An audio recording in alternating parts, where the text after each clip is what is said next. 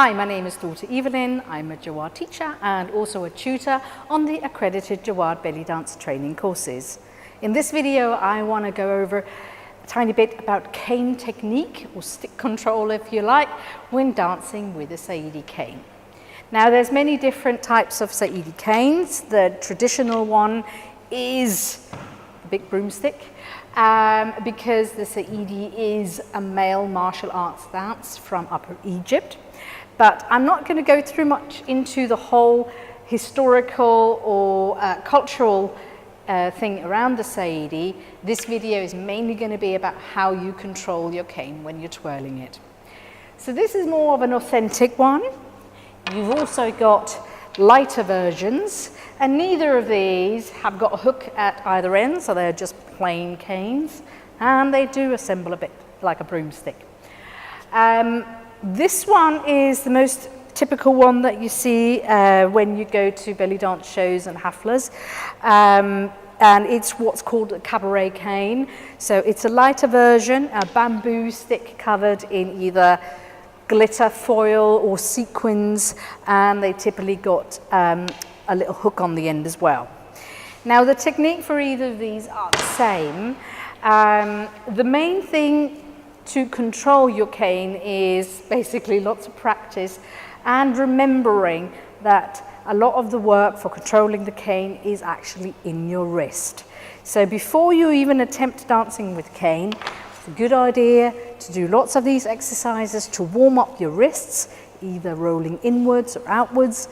You can imagine that you're scooping chocolate cake dough out of a bowl, something like that. You can also go the other way, but all the cane work is basically in your wrists here. Now you're holding your cane at the bottoms, not normally the hook end, but the other end.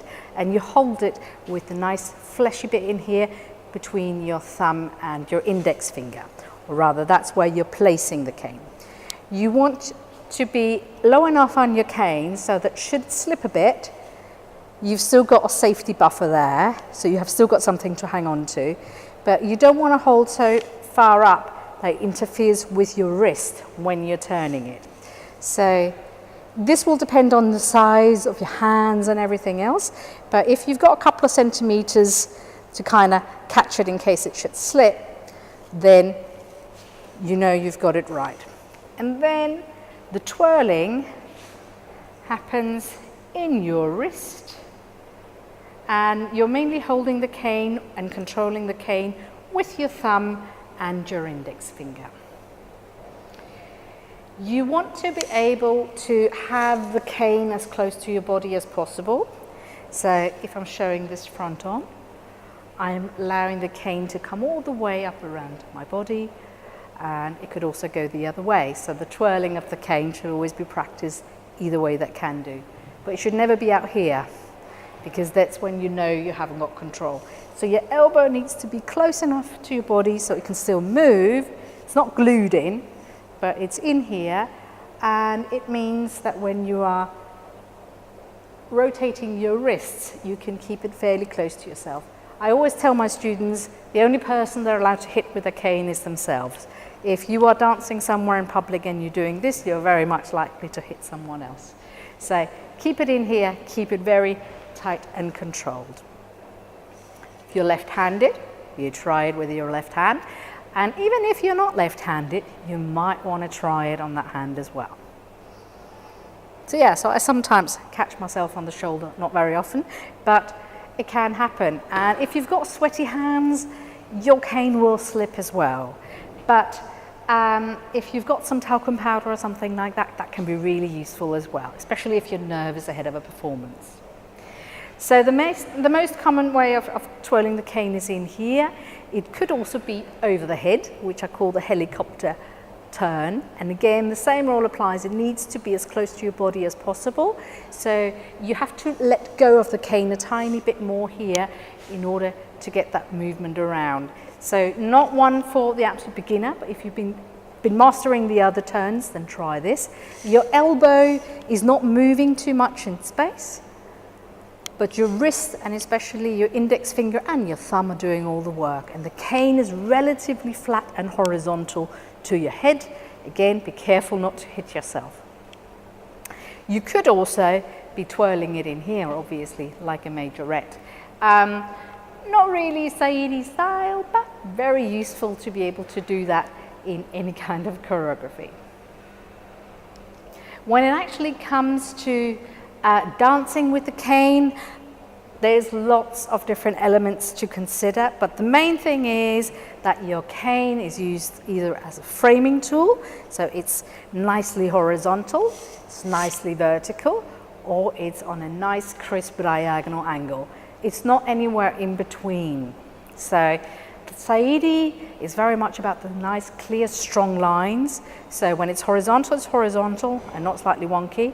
When it's definitely vertical and not, again, wonky. And when it's on a diagonal, it's definitely clear that it's a diagonal. When it comes to twirling the cane whilst you're dancing, that's really down to practice. There's a lot of combination that require that you hit the cane, and it's really useful to be able to twirl the cane in both directions. Down and out, down and out. Down and out, down and back.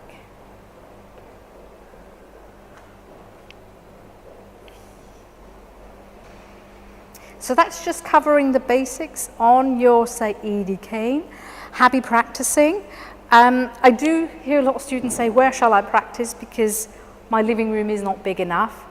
My tip is, if you've got a piece of bamboo, if you are lucky enough to have a garden, or you've got some bamboo spare from when you were doing some planting, then even a short stick will help you practice the turning and the twirling of the cane. And once you've got that in your muscle memory, and not least the confidence with this stick, then moving on to a cane that's suitable for you as a dancer, so a proper height one, shouldn't be too much difference. What cane should you use? Normally it should go around your hip height, because then you know that you can comfortably dance with it. Having said that, I do like to dance with both these canes as well, which obviously are slightly longer. Different feel, different style, but the good thing about these is obviously also that they haven't got a hook, so I can do different things with them. And other than that, they are evenly weighted, but slightly heavier. Happy dancing and practicing your Saidi canes.